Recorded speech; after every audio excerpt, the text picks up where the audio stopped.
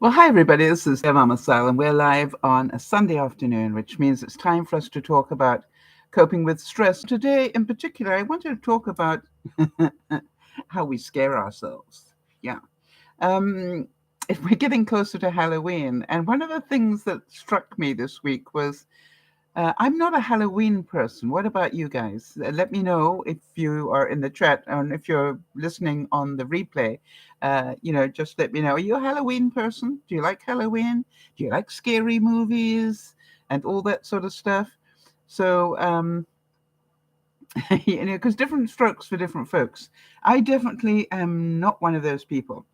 So, uh, but what I've discovered is that we here, I live in southern British Columbia, and we are about to have an atmospheric river come in. That's the Pineapple Express, some people call it, coming in from Hawaii at the same time as the end of a typhoon hits us as well. How many of you are going build an ark, Sal? Yeah, we're going to get an awful lot of rain in a very short space of time. So scary, little bit scary, yes. Jeannie's saying that it's cool but clear in her neck of the woods, which is in Maine in the US. And so if anybody else has a weather forecast, it's always fun to hear what everybody's weather is doing, not just mine. Although the one that really affects me at the moment, I must admit, is mine. So can you understand that part of me is a little scared of that coming in? And then I have to sort of do a little bit of cognitive reprogramming and remind myself I've got a new roof, newish, it's only a couple of years old. I've got, I am on a system, I'm on a well. So if the weather is really bad and a tree comes down, takes out a power line, it also takes out my water. So one of the things I have to be prepared for is to have water on hand, both for drinking and for flushing and all that sort of stuff. So that's something I'll be doing as soon as the broadcast is over. But basically, it's not a whole lot of trouble, I hope. And if it changes, you know that you will hear. Thoughts and prayers obviously go out from me to the world at the moment.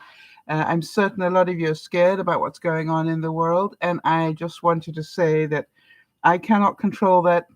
I know some people feel very concerned about it, and I just pray for both the innocent people on both sides of the story because it's really really sad how many innocent lives will be lost because of what's going on. And that's not blaming anybody. I'm not angry at either side. What I'm saying is, what I'm concerned about is that we need to pray a great deal for a speedy resolution of this so we don't lose too many lives in the process. And it's amazing how many children have already been killed, not intentionally, but have been killed.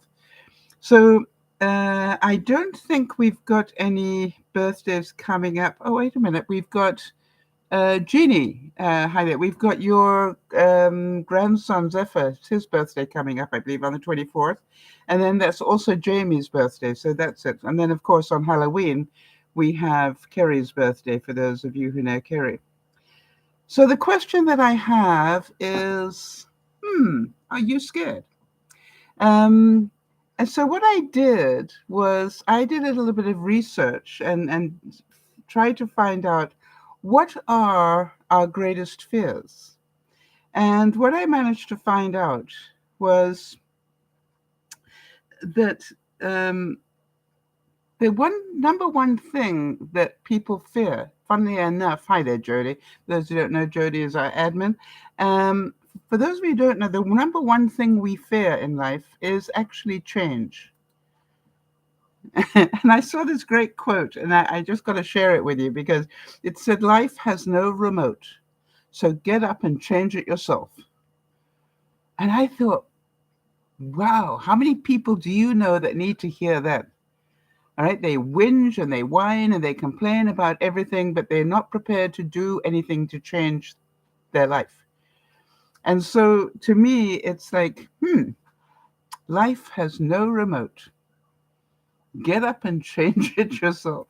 So there's some things, obviously, that we would like to change and can't. So that's another side of it. But overall, change is the biggest issue. So I thought what I'd do is to have a little bit of a moment on change, right? The number one thing is if you can learn to uh, embrace change. None of us like it, right? And you've got to think, why don't we like change? All right? Why don't we like change? Because we like our little routines and we like our little, this is how we do things. And, it's sort of like, I can remember one day working with an organization and we were on a retreat away from the company. And the CEO said to me, just want to let you know quietly between the two of us that whilst everybody is here on this retreat, I'm having the office completely reconstructed. So when they go back, their desks will all be in a different place. And I'm saying, they didn't know this was going to happen, so they didn't get a chance to look after their personal things that might mean a lot to them or whatever. No. We'll just move it all. Okay. I'm not sure. I don't know about you, but I thought that was abusive. And I said so, of course. Um, because I said, and his answer to me was, it's business stuff. If they got their personal stuff, that's their problem, not mine. Whoa, okay. So you learn a lot about a company when they say things like that. So how many of you feel you're getting better about accepting change? And in other words, that maybe like Jody, you had illness come upon you and you were forced to change, or maybe like Jeannie and myself, you had a fire happen and you were forced to change. Sometimes we realize we are better at changing than we think we are going to be, and we only find that out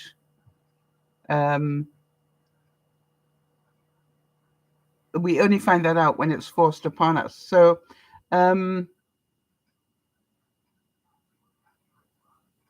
think about that. I am trying very hard at the moment to change my lifestyle in my house. I don't know if you've noticed, but I'm slowly getting rid of things on my counters. I haven't started on that section yet, but now I've got all that cleared up now. Every day I come in and I go, what one thing is going to go into a cupboard or be put into a drawer or something, because I am determined to clear my countertops off. And I have moved two things off here now that I look at it. So I'm getting there, and they've gone up. Now here's the thing: if there's not room in the cupboard, it means that cupboard needs to be sorted out to make room for it, because there's stuff in that cupboard that shouldn't be in there. Get my drift? And that's what I'm doing at the moment. The other thing is that they said it's a really good idea, if you are dealing with change at the moment, to pace yourself through it. All right. In other words, don't try and change everything in a hurry. Right. Just go as I'm doing. Just every day. What one thing can I move? What one thing? That's all. And I'm also trying to work one room at a time doing one thing. I'm not trying to do all the rooms. At the moment, I'm trying to get the clutter out of my kitchen. Now, I've moved a lot off here. Now, I've kept a card there because Jeannie sent that to me, and I think it's so pretty. And, but it's just like, basically, I have nearly cleared the whole of my countertop off. And I've done it by just very quietly pacing myself, just one more thing. Still got some clutter here you can't see. Thank goodness. But I'm working on it. The next thing is, we know that if we want to get through change, not only do we need to pace ourselves, but it's a really good idea to ask for help. And the reason for that is because people come up with really good ideas. One of the things I really like about having visitors over is that I can say to them, I'm trying to declutter here. What do you think is essential? You've known me for a long time. What do you think is essential? And those sort of questions. And it's amazing how people help you on that sort of stuff. Now, let me tell you something else. How many of you have got Thanksgiving coming up? Quite a few of you in the States. I was talking to my sister today, and she said, rather than do cranberry sauce for Thanksgiving, we've already had ours, by the way, but she actually now likes to do, it's like, how can I describe this? It's like peaches and pears and pineapple out of tins, cut up, and then with a little bit of curry powder over the top of it, and you just leave that for overnight, and then you bake it at about 350 until it's sort of golden. And it's just like a totally different taste that isn't cranberry, but really good with turkey. So I said, hey, that's a good idea. But how many of you going, no, we do cranberry. So do cranberry and, right? Pace yourself through it. And again, try something new for a change. Not everybody likes curried anything. One of the things I don't like is I don't like pumpkin pie, of all things, if you can believe it. And so I know that most places will have an alternative, thank goodness. And where I went to have my Thanksgiving dinner this year, they did have an alternative. So I was very lucky. So that was good.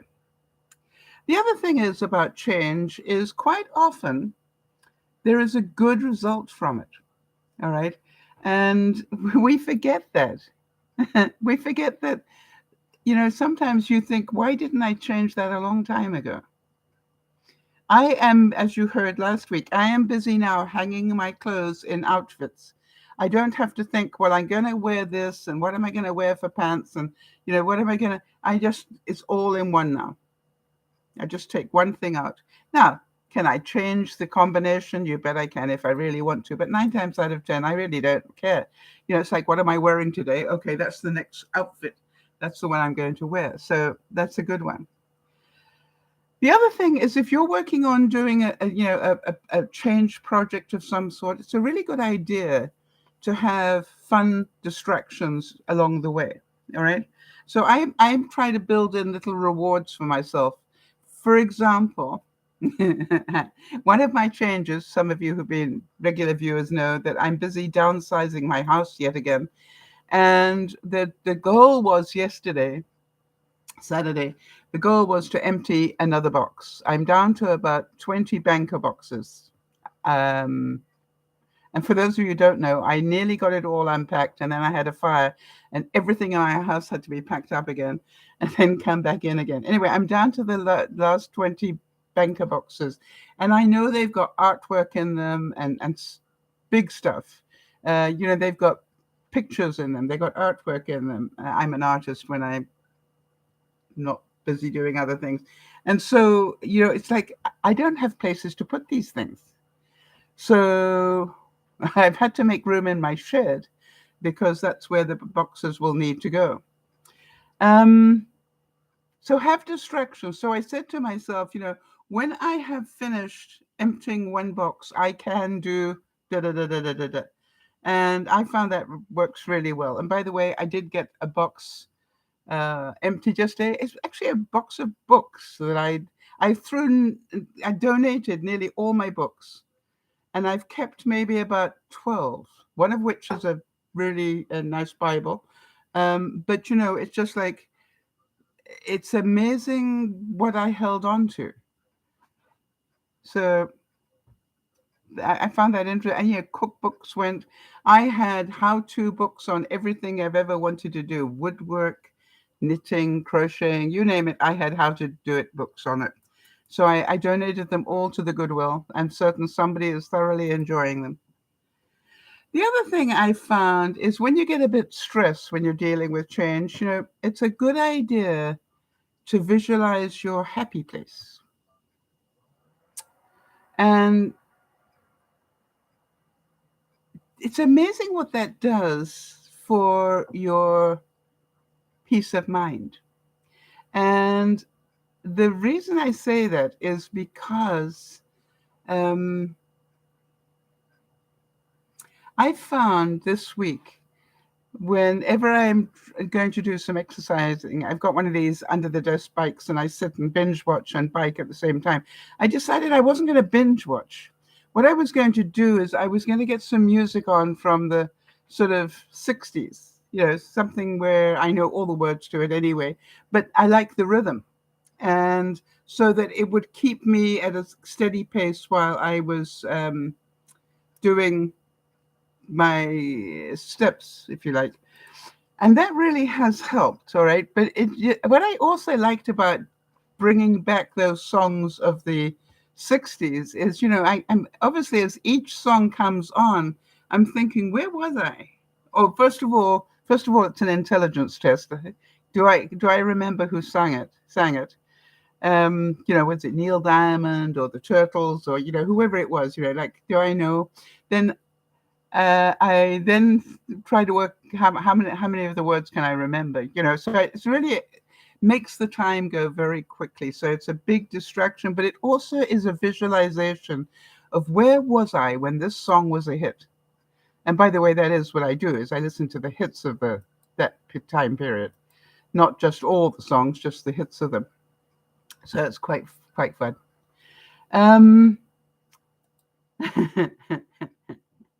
Now, the other thing is, if you've been going through a tough time, I'm thinking Jeannie, I'm thinking Jody. Jody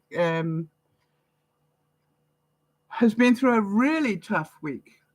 And one of the things that I saw as I was doing the research was, if you're having a tough time, people that care about you are going to know that things are going on. You will have a change in how often you communicate with them or whatever. They'll get a sense that something's not quite right. And therefore, it's a really good idea. I really like this sort of idea. It said, make sure you have your little elevator pitch ready. Now, an elevator pitch is, so if somebody says, what's been going on, that you don't spend 3 hours telling them, because I found out most people really don't care that much. Right? You just need to be able to say, actually, I've had a really tough week. This happened, and this happened, but I'm working my way through it. That's an elevator pitch. In other words, if you get in an elevator and the time it takes to go, a couple of floors, you can tell somebody what's going on. Does that make sense? And what I also query is why we choose not to tell people the truth. And I've heard so many excuses. Well, I don't want to burden them with my stuff, or I don't want to do, and I'm going, hey, if they are your friend, I think they deserve the truth. And also, they're going to ask, how can I support you? And you better have an answer ready, if possible. All right? Oh, no, I'm fine. No, you're not fine. We've already established that with the elevator pitch. So think about that. And so greatest fear, number one, is change. How many of you fear loneliness in your life? And that actually is the number two thing, loneliness. And we know that as we isolate more and more with our technologies, loneliness is going to be a big issue. And I've decided this year to really take this one and deal with it, because last year I found that, especially in the winter, I was getting quite lonely.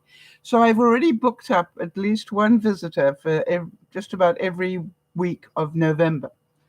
And now I'm going to start doing a couple that I know won't bail on me for December. Not all the weeks, because I know people are really busy, but I'll just try and get a couple of visits in December. And then I can go back to having a lot of people come visit me in January. And I realize if it's going to be, it's up to me. Right? If it's going to be, it's up to me. And for those of you who can't get out, for goodness sake, join a new group that meets on Zoom, and learn something over the winter. All right? And I know you're saying, well, that means I got to put makeup on and da-da-da-da. Actually, you know something? I used to never, ever consider doing a broadcast without full makeup on. And now guess what? If you don't like who I am without makeup, you probably don't like me very much anyway. Or if you only like me with makeup on, it means that you have a different perspective in life. Me, I want people who like me, in my sweats and no makeup. How many of you fear failure? Yeah, Jodi's saying there are opportunities to connect no matter what situation you're in. And that's what I want to remind you of. I realize now, my sister, for example, she does one face-to-face yoga lesson a week and then one on Zoom from the same teacher.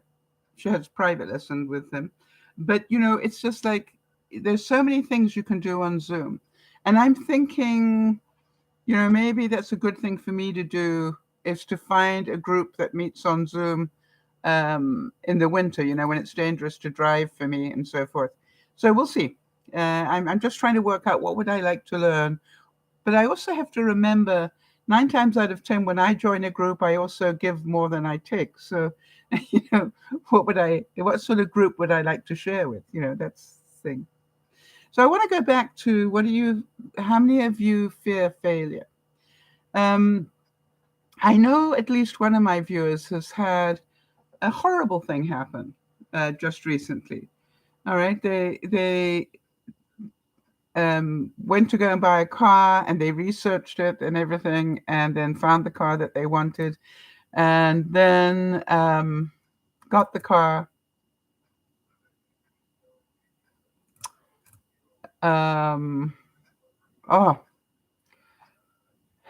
He organized the loan so they could got the car, and then, of course, had the car checked out. And when they got the car checked out, it needs more doing to it than they can afford.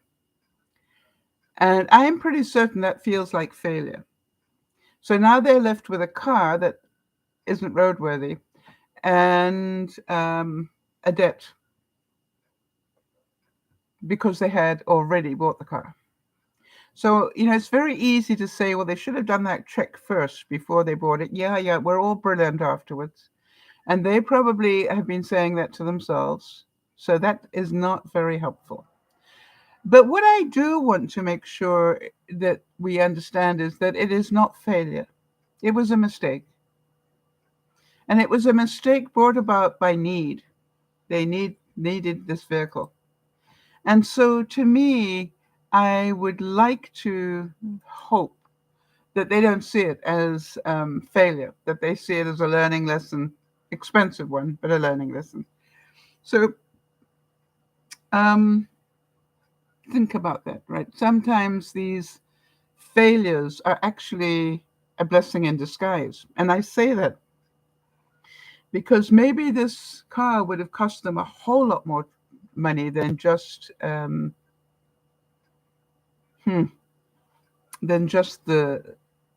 money it cost them to buy it. Maybe it was, I don't know if you can see my way of thinking.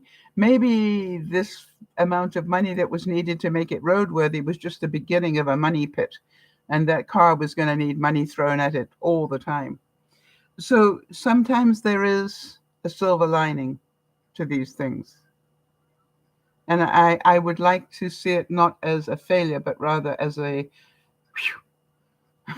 thank goodness we only lost this much, would be a very strong possibility in my mind. The other thing is, how many of you fear rejection? Apparently,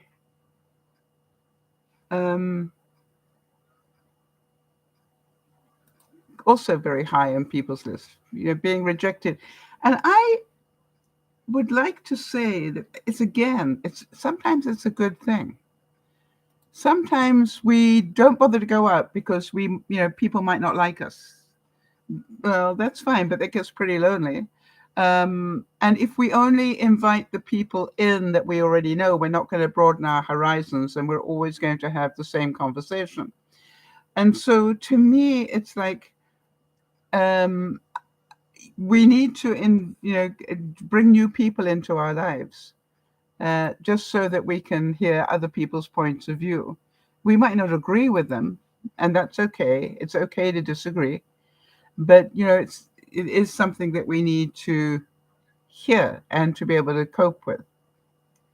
For some of us, uncertainty is a big fear. I'm not sure if we're going to end up with World War III, at the moment, or whatever. Um, and to me, I think that's a very real fear of a lot of people around the world right now. But on the other hand, the what if monster, what if we end up with the what if monster is in itself a really nasty thing. And I have learned through the years that whenever I find myself saying, yeah, but what if we end up with, I go, and what if we don't? Do you understand? Just change that cognitive thinking thing, all right? Which is, oh, what if we end up with World War III? And what if we don't? All right? Because it's equally likely that we won't. And correct yourself. And then go and do something to distract yourself so that you're not sitting there worrying yourself stupid. And the fear of something bad about to happen is very high on the list as well. A lot of people have a lot of fear of something bad's going to happen to them. And again, I would say, isn't it interesting that we don't feel something good happening to us? I don't sit here going, oh, I think something good might happen this week. So to me, this is like, think about that. All right. See both sides of the story. I'm always trying to keep balance, right? See both sides and do that. How about some of you, have health issues, probably scared of getting even more sick. And what if you don't? What if you don't? Right? And so to me, I think it's really a good time for us to work on these issues, our issues. And for a lot of people, there is a huge fear of being judged. And obviously, um, it is a really good idea not to join YouTube if you have a fear of being judged. Um, you know what I mean? It's like, hello. You need to have a pretty thick skin if you're going to do YouTube, because everybody always knows everything and apparently knows it better than you do. And so it is, it always makes me laugh how many people want to fix everything and do it better. And I look at it and go, we have such wonderful opportunity in our lives to actually enjoy our lives. And I think for all of us to pray for those that believe in prayer, all right, that all of us, pray for peace in the world, has a lot of impact. And the thing is, will people, it's going to get worse before it gets better. I'm pretty sure of that because that's history. But an awful lot of people are working on trying to settle this thing down. And we have to, at some level, let them get on with that job. That's their job. That's why we got them in the places we've got them, right?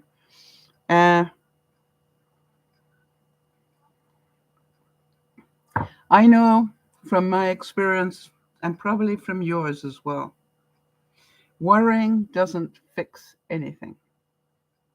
Remember that quote at the beginning? Life doesn't come with a remote. All right. If you want to change anything, you need to do something, right? And so I look at it and go, if you can't do anything, well, you can. You could donate maybe to a Save the Children fund or something. You could donate to any of the Red Cross type organizations. If you're going to donate, please donate to something that is well known and you're pretty sure your money is going to go where it's meant to go. There are going to be an awful lot of scammers on the take at the moment. All right, you're going to get a lot of clickbait stuff coming onto your phones and onto your emails and everything else. Be very hyper vigilant on what you do. I have, or make a point of not, engaging with anybody that sends me a text that I don't know. All right, 9 times out of 10, that is clickbait stuff, and literally, it is just like, be very, very careful, people. There are going to be an awful lot of very bad people out there trying to get your money. So my thought for this week was just this.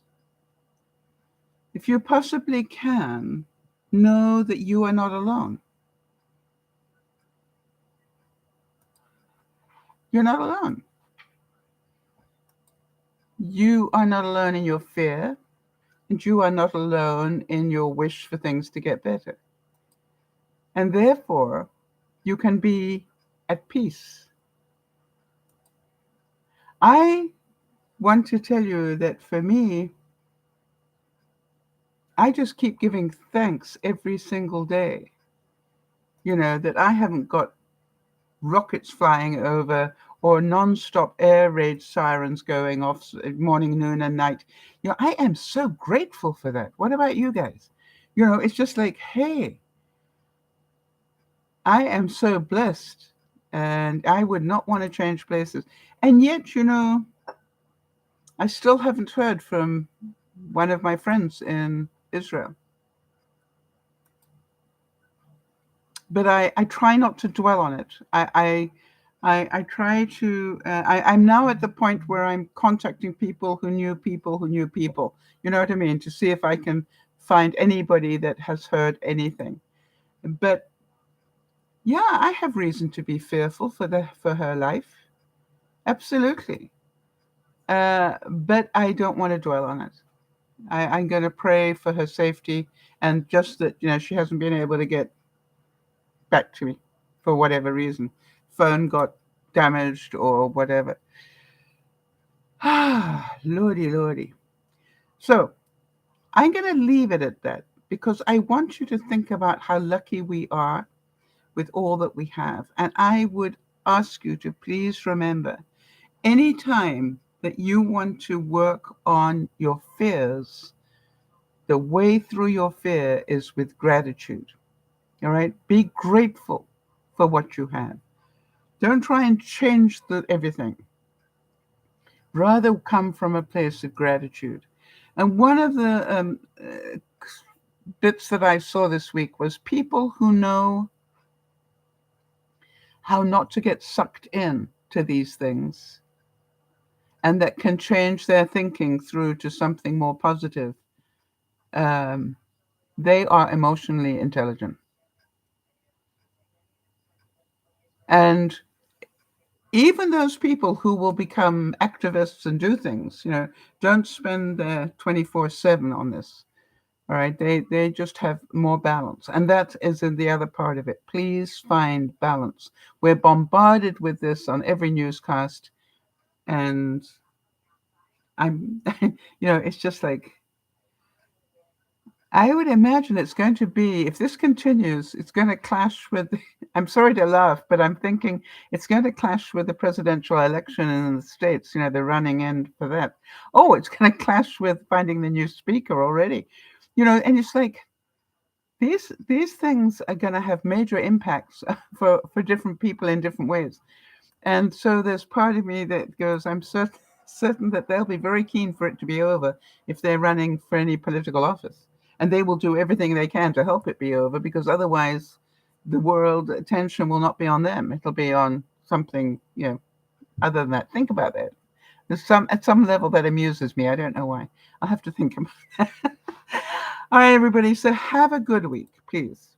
And know that you are not alone. That's the message here. Yeah, if you are fearful, you're not alone.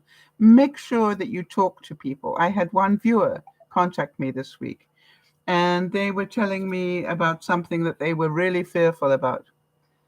And I got to change their thinking a little bit. And what I said was, congratulations.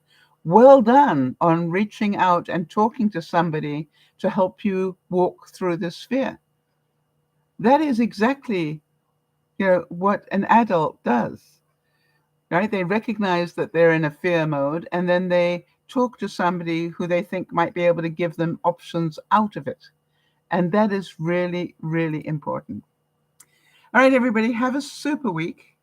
And then always remember, if you know what fear feels like, who do you know that isn't very good at dealing with fear? And I would ask you, please reach out this week and share some of what we've been talking about. All right? Help other people realize that, this all or nothing thinking. I mean, I don't know about you, but it drives me insane. It's like a small faction of people are bad people. Suddenly the whole country is bad. No, people. That is all or nothing thinking, and that's not true. All right? The same thing as not everybody in any country is good. We know that. All right? It's about just know that get balance, understand reality, and that will help you deal with some of the anger, hopefully. And also, of course, have compassion. Please have compassion. Have compassion for all those doctors who will stay to look after the children who are on ventilators. And if they try to evacuate them, they know that's a death sentence for them. So they won't leave them. They will stay with them. How many of those doctors will die in the process? The children, how many children will die in the process? And so, you look at it and you go, there's some very brave people in the world. And I ask you to pray for them as well, if you are somebody who prays. We'll see you on Friday. This is DearMamaSal saying, it's okay to be scared, but work on it. Work on distracting yourself and work on being grateful for what you have. We'll see you on Friday. Bye-bye for now. Thanks, Jody and Jeannie.